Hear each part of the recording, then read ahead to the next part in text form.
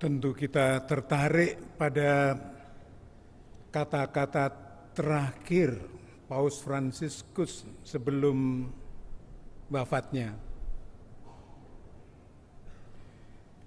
Sebelum membaca beritanya, saya memikirkan Paus Fransiskus memberikan kata-kata terakhir yang entah itu, "Ke dalam tangan-Mu aku serahkan jiwaku ya Tuhan," atau apapun yang dahsyat, suci, dan mungkin lalu seperti orang kudus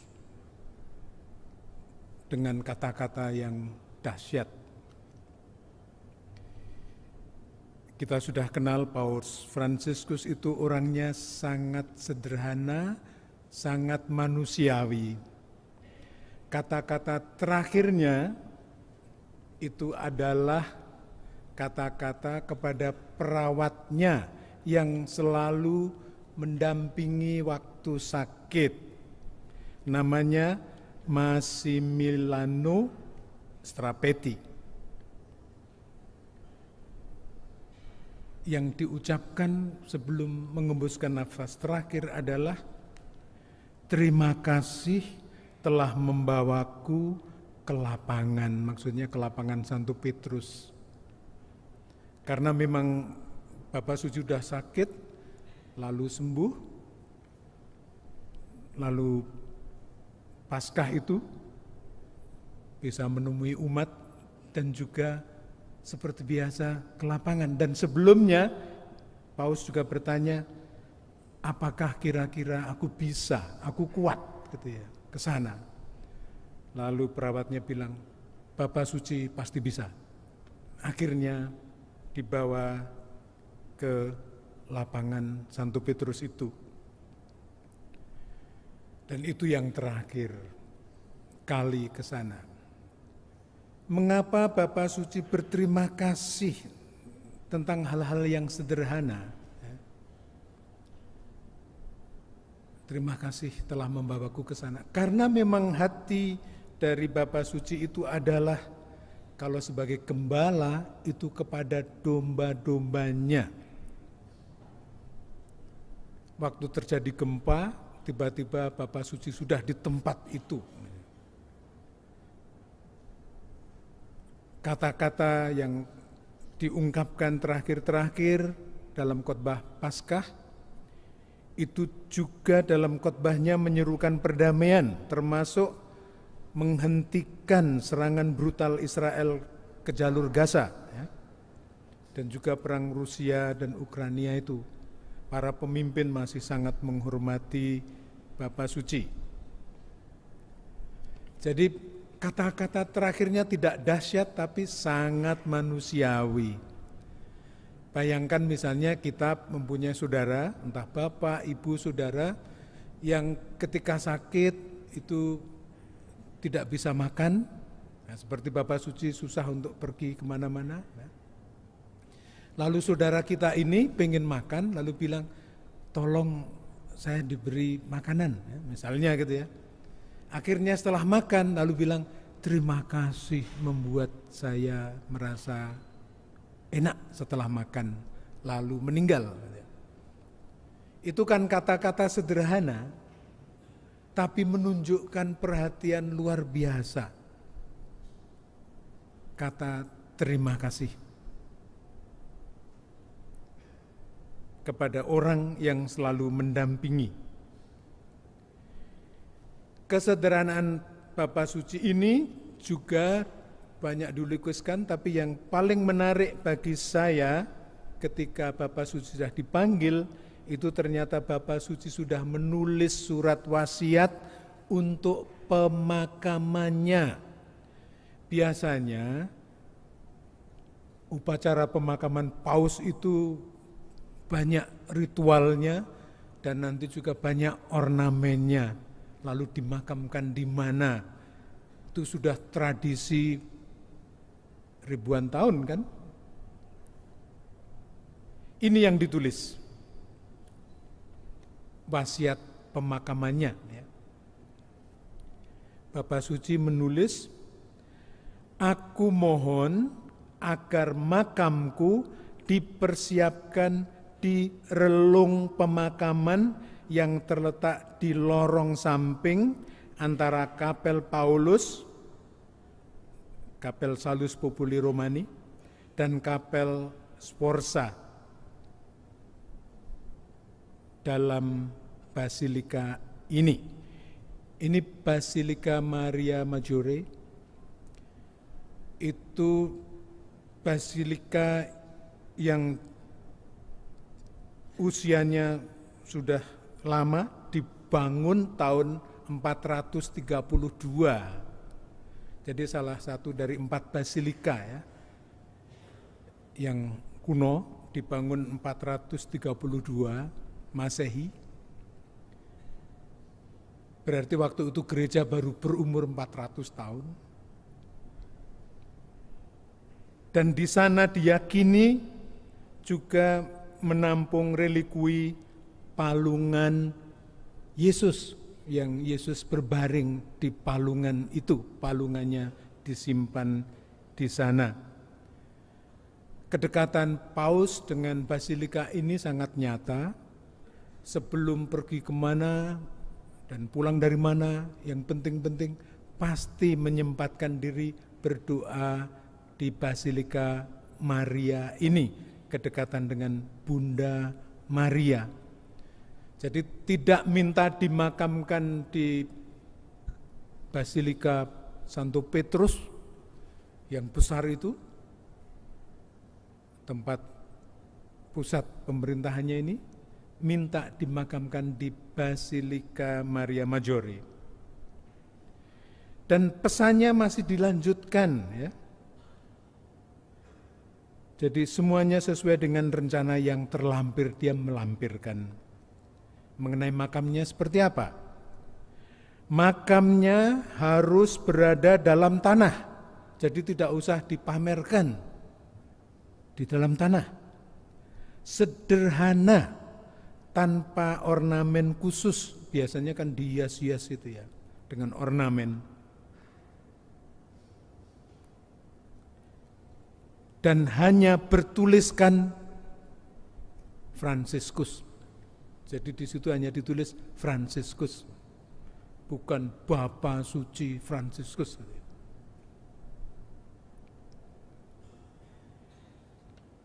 Dengan menyebutkan taruh di lorong, bukan taruh di pusat, di lorong tempat orang jalan, di samping ini dan itu ya, di samping. Jadi tidak menginginkan itu menjadi pusat perhatian. Maka kita lihat juga yang sekarang ada itu, biasanya peti untuk menaruh jenazah Bapa Suci atau Paus itu 3 lapis ya. Jadi 3 kotak itu. 1, 2, 3. Bapa Suci ini minta 1 saja, tidak 3. Dari kayu yang sederhana, seperti orang-orang Kristen ketika meninggal dalam peti seperti itu saja. Ya. Maka pesan yang disampaikan itu adalah hidupnya sendiri. Dalam tahbisan diakon, sebelum menjadi tahbisan imam itu ada kata-kata untuk para frater yang ditahbiskan diakon itu ya. Percayalah pada apa yang kamu baca. Yang dibaca itu kitab suci. Percayalah pada kitab suci. Ajarkanlah apa yang kamu percaya. Dari yang kamu baca itu, apa yang kamu percaya, diajarkan. Ajaran kasih. Lakukanlah apa yang kamu ajarkan. Jadi 3. Percaya apa yang dibaca, percaya pada kitab suci, ajarkan apa yang kamu percaya, dan juga lakukan apa yang kamu ajarkan. Tentunya Bapak Suci sudah sangat melakukan seperti ini. Saya sendiri merasa sangat tersentuh ketika bertemu, bersalaman, sempat ngobrol sedikit pertama kali itu di Kongregasi Jenderal Yesuit di Roma. Jadi tahun 2016 saya mewakili untuk ikut Kongregasi Jenderal Yesuit di Roma. Biasanya akan dihadiri oleh Paus dan Paus akan memberikan pengarahan setiap Kongregasi Jenderal. Yang terakhir itu Kongregasi Jenderal yang ke-36. Biasanya Paus hadir cuma 15 menit memberi pengarahan. Nah, hari pertama itu kita sudah diberitahu dan saya sangat antusias bisa melihat Paus yang dipilih tahun 2013. Bapak Paus nanti akan hadir, tapi belum tahu kapan dan waktunya. Pokoknya nanti akan diberitahu. Jadi kita cuma nggak tahu, ya udah ikut Kongregasi Jenderal. Pada suatu hari dikatakan hari itu akan datang. Lalu semua berpakaian jas dan Roman collar itu. Dan kebetulan di Kongregasi Jenderal itu saya duduk. Dan kalau pintu dibuka itu saya bisa melihat lorong tempat Paus nanti datang. Jadi pintunya sudah dibuka, saya lihat mobil kecil, mobil putih kecil seperti mobilnya Mr. Bean itu, mobilnya jauh berhenti. Tidak ada pengawalnya, tidak ada siapapun kecuali sopir mobil putih itu turun, membukakan pintu, lalu keluarlah Bapak Suci dari pintu yang satunya itu, terus Bapak Suci bilang, sudah pergi gitu ya. Karena lalu mobilnya pergi, Bapak Suci berjalan sendiri dari situ ke ruang Kongregasi Jenderal itu dengan penuh keheranan tapi juga kekaguman kita menunggu. Setelah masuk pintu ditutup, lalu Bapak Suci mulai memberikan pengarahan. Dan tidak hanya 15 menit tentunya ya. Pertemuan kedua itu waktu ada seminar mengenai aktivitas sosial gereja. Dan waktu itu Bapak Suci sedang mempersiapkan diri untuk berkunjung ke Thailand. Dan waktu itu saya pimpinan Yesuit Thailand, maka sempat ketemu, ngobrol, dan saya bilang selamat datang nanti di Thailand gitu ya. Nah, ketemu lagi tentunya waktu di Thailand.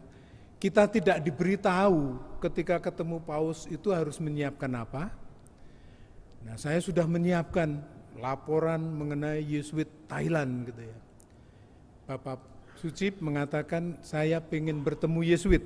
Jadi ordo kongregasi lain tidak punya kesempatan untuk itu, kesempatannya bersama-sama. Sedang dengan para Yesuit disiapkan tempat khusus, Bapak Suci datang di situ khusus bertemu Yesuit, romo-romo frater-frater Yesuit. Saya nunggu di depan pintu, tidak boleh ada protokol apapun, Bapak Suci datang masuk dengan satu pengawal. Setelah masuk, pintu ditutup, langsung memeluk semua Yesuit yang di situ. Kita kan duduk rapi gitu ya, kursinya diatur rapi. Bapak Suci langsung meluk, salaman, semua dipeluk sampai kursinya berantakan. Dan waktunya cukup lama, memeluk setiap orang. Akhirnya setelah selesai, kursinya berantakan, diatur lagi, Bapak Suci duduk di tengah. Saya juga nggak tahu harus apa. Bapak Suci mengatakan, waktunya tidak lama, ada pertanyaan silakan. Nah, gitu. Jadi tidak mengajar, tidak apa, langsung mau menjawab pertanyaan. Dan dengan sangat hangat suasananya di situ. Permintaan terakhir itu karena saya dititipi oleh banyak orang. Ada salib, ada rosario, ada semuanya benda-benda suci yang minta diberkati. sudah saya siapkan di pojok, di meja gitu.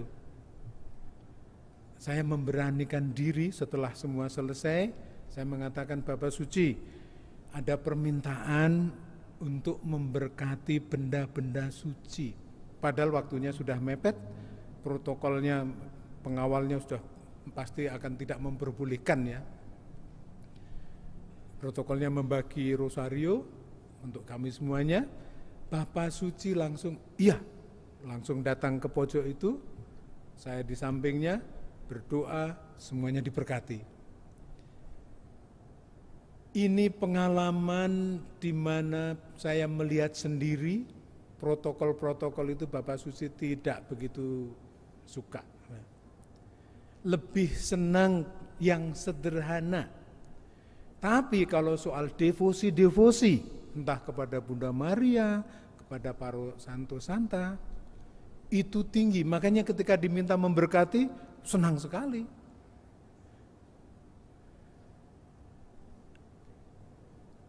Sekarang ini ada banyak orang yang mungkin heran, ada patung Santo Yusuf yang tidur. Di gereja Ambarawa itu juga ada, besar malahan, ada ruangan khusus, orang berdoa dengan pengantaran Santo Yusuf. Tapi Santo Yusufnya bukan Santo Yusuf yang berdiri seperti yang kita lihat itu, tapi Santo Yusuf yang tidur. Sekarang menjadi devosi populer. Saya sendiri lalu membeli patung itu juga di Gua Kerep Ambarawa. Romo Kuntoro juga pesen minta dibelikan. Jadi ceritanya itu begini. Bapak Suci ini ketika harus memutuskan hal-hal yang penting dan mungkin sangat mendesak, semua orang menunggu, tolong cepat diputuskan apa. Entah setelah pertemuan atau apapun. Itu sudah menjadi kebiasaan dari dulu kan. Bapak Suci itu pernah menjadi magister para novis SY, pernah menjadi provinsial SY di Argentina sana, lalu menjadi uskup Argentina, lalu menjadi kardinal di Argentina, gitu. Lalu menjadi paus ini. Bapak Suci akan bilang, oke, nanti dulu, saya berdoa dulu. Gitu ya. Ternyata Bapak Suci dari ceritanya akan menuliskan sesuatu yang dimohon, lalu diletakkan di bawah patung Santo Yosef yang tertidur itu. Itu kan apa ya, berarti kan kok begitu ya? Bapak Suci itu sangat percaya Santo Yusuf itu menerima ya pengarahan dari Tuhan, menerima sesuatu ketika tidur, waktu harus menerima Maria sebagai istrinya, padahal Bunda Maria sudah mengandung dari Roh Kudus, bukan dari dia, dan harus menerima, itu disampaikan dalam mimpi, terimalah Maria. Ketika Yesus dalam bahaya akan dibunuh Herodes, dalam tidur bermimpi lagi bawa ke Mesir lewat jalan untuk menyelamatkan.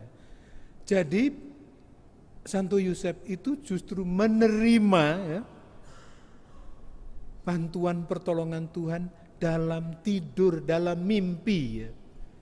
Makanya Paus Fransiskus itu yakin sekali ini Santo Yusuf yang sedang tidur itu dekat sekali dengan Allah.